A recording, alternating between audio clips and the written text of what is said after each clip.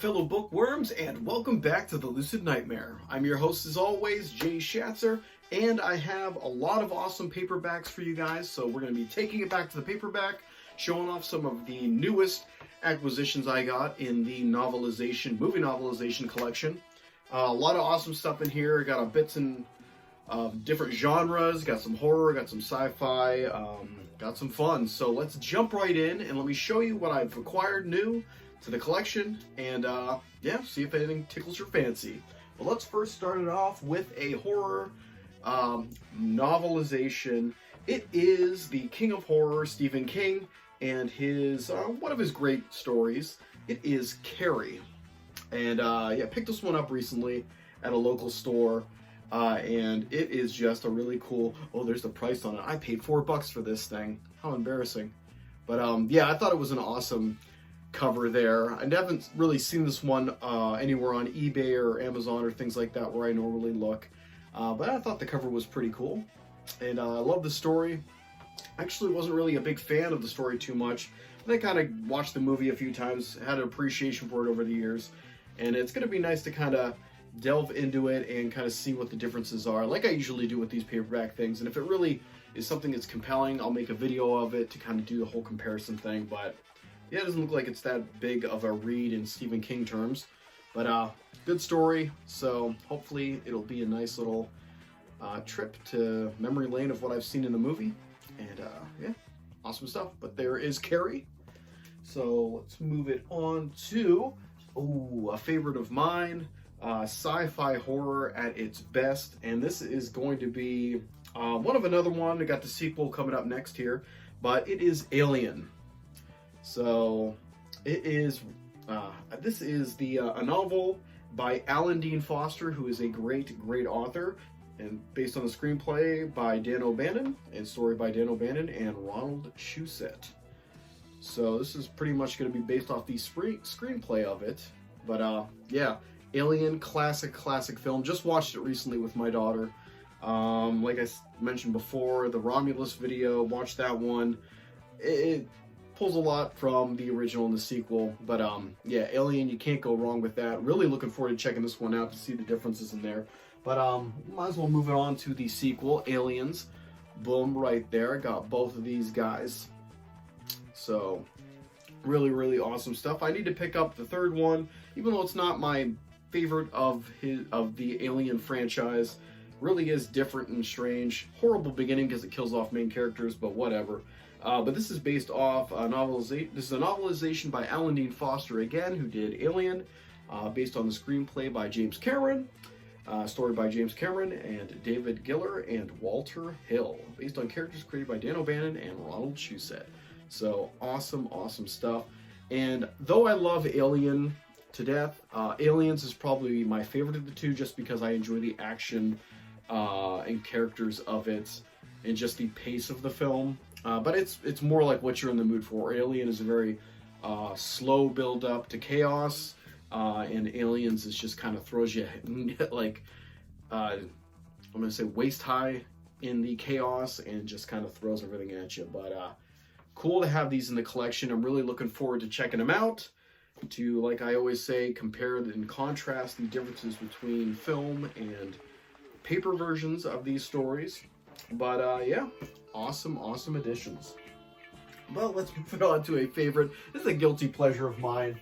I love this film to death, and I'm looking really forward to checking out the novelization. I know the main story was kind of pulled from different stories and just sci-fi kind of stories in general, but it's going to be interesting to see what this movie novelization is all about. Well, this is Demolition Man. Can't go wrong with Demolition Man. I know it's got a lot of fans over the years that kind of fell into it and appreciate it for what it is, because it's not just a goofy kind of sci-fi action film starring Sylvester Stallone and also Wesley Snipes. But yeah, it's just a fun film in general with a lot of smartness, even though it is silly and just popcorn entertainment kind of stuff. But yeah, this one is, like I said, one of my guilty pleasures. Love this one, and I had to pick up the novelization because I want to see if there's any subtle details in there and what they added or what they kind of took out of the story. But yeah, it's just It's going to be a fun read. I'm looking forward to this one. I don't know when I'm going to be hitting this one up, but I have a lot on my plate to kind of tackle, so we will see. But Demolition Man, A+ in my book. But up next is a movie I actually just watched yesterday. Strange I would watch it in the middle of October, but I love fantasy. This is one of my favorites. This is Willow. And, yeah, this one is a novel by Wayland Drew, based on a screenplay by Bob Dolman from a story by George Lucas. And like I said, one of my favorites, kind of inspired me to do my own kind of writing and fantasy novel series. This is a lot of my inspiration, as well as Lord of the Rings. But this one is just amazing. Wish it would have really caught on as a franchise instead of just having the one standalone movie. I know there's books based off of the world. The books, I could not get into it because they kill pretty much all the main characters, just like Aliens 3 killed a lot of the main characters that you love. So I did not continue the series because that kind of pissed me off. And the Disney Plus series, which now does not exist on Disney Plus because it was so horrible. Never watched a minute of it. I actually got Disney Plus when I first heard about it. And I actually never watched a second of it because I saw what they were doing with it, heard the reviews on it, and I was disgusted, pissed off, and glad it's gone.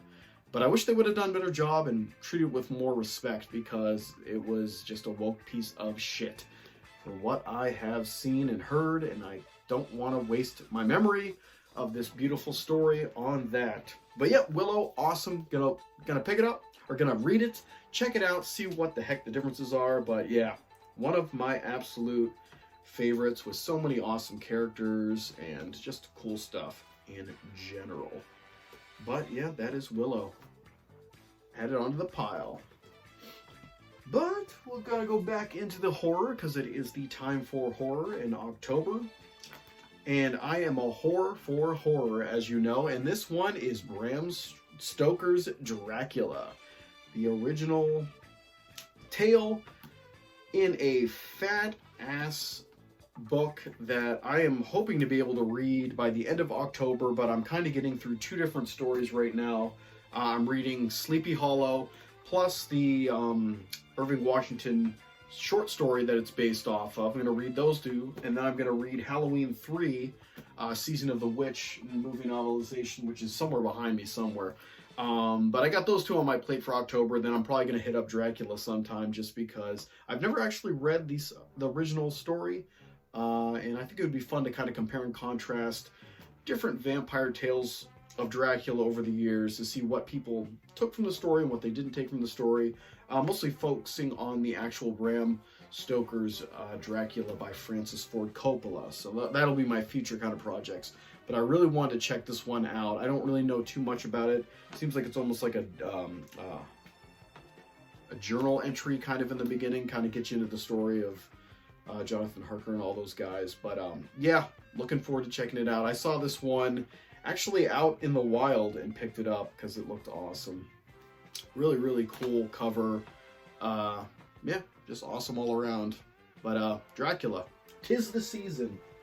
But last but definitely not least is a book that I actually read. Did a comparison. Wait, did I? I don't know if I did a comparison on this one. No, I didn't. I need to do a comparison on this. I'm getting confused of what I've done and what I haven't done. This one is an awesome John Carpenter flick, and the movie novelization is just as awesome. Really cool, really atmospheric, really captures the movie. This is The Fog, and fantastic book. My only complaint is almost too close to the movie, where it doesn't give you too much in-depth on certain things going on in the characters and things like that, but it does follow the movie to a T. I had a blast with this one, very, very atmospheric, like I said, and I will be doing a comparison video of from page to screen, kind of what the differences are in this book. But it's great. It's just a great movie to have, or a great book to have in the collection of movie tie-ins and things like that. But it's by Dennis Etchison, based on a motion picture written by John Carpenter and Deborah Hill. So, like I said, very, very similar to the film. But, I mean, that's my only complaint about it. It's a very, very awesome read, very vivid in its detail. But yeah, awesome. One of my favorite movies too, The Fog. I watch it religiously every year, at least once a year. But yeah, I think that's going to be our lineup here for this video today. Just some awesome pickups. I've been putting up shelves down in the living room to kind of case all of these books that I've been acquiring, because I have way too many books all of a sudden. I went from having like maybe 4 or 5 in my whole life of like movie tie-in books to having like 50. So I'm trying to find space for all these things. I kind of went a little overboard just because you can find them for pretty good cheap prices, and yeah, it kind of escalates from there. But yep, that is it for this video. A little taking it back to the paperback segment. Some awesome stuff, some stuff I'm going to be reading very, very soon, and having an awesome time reading now and just watching films and gathering all this information to kind of throw your guys' way. So hopefully you like this. Hopefully you like what I'm doing here, and if you do, like and subscribe, and if you have time, leave a comment below, because I love hearing from you guys. But until then, I will see you at the next Lucid Nightmare. See ya.